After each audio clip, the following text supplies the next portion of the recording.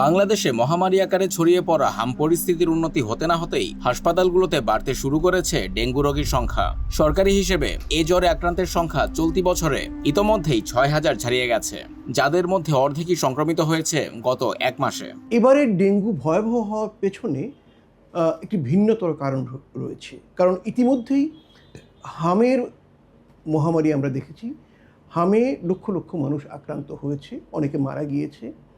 হামে যারা আক্রান্ত হয়েছিল তাদের শরীরের একটি দীর্ঘমেয়াদী ঝামেলা থাকে। তার মধ্যে একটি হচ্ছে ইমিউন অ্যামনেশিয়া, যার অর্থ আক্রান্ত ব্যক্তিটির শরীরে 2 থেকে 3 বছরের জন্য তার শরীরের রোগ প্রতিরোধ ক্ষমতা যেগুলো আগে ছিল সেগুলো নষ্ট হয়ে যায়, এবং এটি আক্রান্তদের মধ্যে প্রায় 73% মধ্যে হয়। অর্থাৎ ইমিউন শব্দের অর্থ রোগ প্রতিরোধ ক্ষমতা, আর অ্যামনেশিয়া মানে স্মৃতিভ্রষ্টতা, শরীরের রোগ প্রতিরোধ ক্ষমতার স্মৃতি নষ্ট হয়ে যাওয়া। ফলে আগে যাদের অন্য রোগ এর বিরুদ্ধে প্রতিরোধ ক্ষমতা ছিল, এবার কিন্তু সেই সব রোগে তারা আক্রান্ত হতে পারে। আমরা অনেকেই জানি যে ডেঙ্গুর উপধরন 4টি। একটি উপধরন দ্বারা একবার আক্রান্ত হলে দ্বিতীয়বার এই উপধরন দ্বারা আক্রান্ত হবে না। কিন্তু যদি সেই লোকটি আগে বা এবার হামে আক্রান্ত হয়ে থাকে, যে উপধরন দ্বারা আগে আক্রান্ত হয়েছিল তার বিরুদ্ধে যে প্রতিরোধ ক্ষমতা শরীরে হয়েছিল সেটা কিন্তু নষ্ট হয়ে যাবে।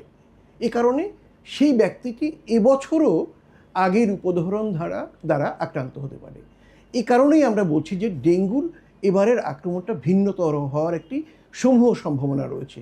ভিন্নতর কোন অর্থে? একটি হচ্ছে আগে যারা ডেঙ্গুতে আক্রান্ত হয়েছিল যেসব উপধরন দ্বারা, সেগুলো দ্বারা এবার আক্রান্ত হতে পারে, এবং হামের প্রকোপে যাদের শরীরে রোগ প্রতিরোধ ক্ষমতা কমে গিয়েছে বা নষ্ট হয়ে গেছে, তারাও তাদের শরীরে আক্রান্ত হলে তারা বেশি ভোগান্তির শিকার হতে পারে এবারে ডেঙ্গুতে। এই কারণেই আমরা বলছি ডেঙ্গু এই সময় একটি ভয়াবহ আকার ধারণ করতে পারে, এবং এবারে মৃত্যুর সংখ্যা বেড়ে যাওয়ারও একটি আশঙ্কা রয়েছে।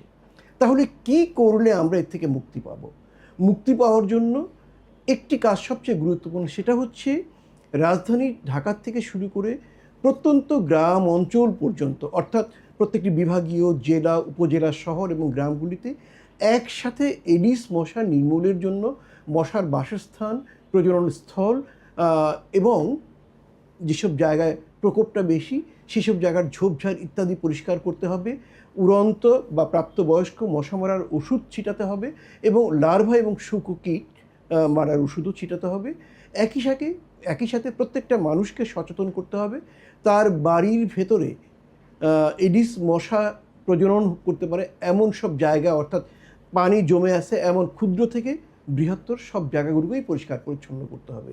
যদি এটি করা না যায় তাহলে সম্ভবত এবারের ডেঙ্গু আমাদের জন্য আরেকটি মানবিক বিপর্যয়ের সূচনা করতে পারে।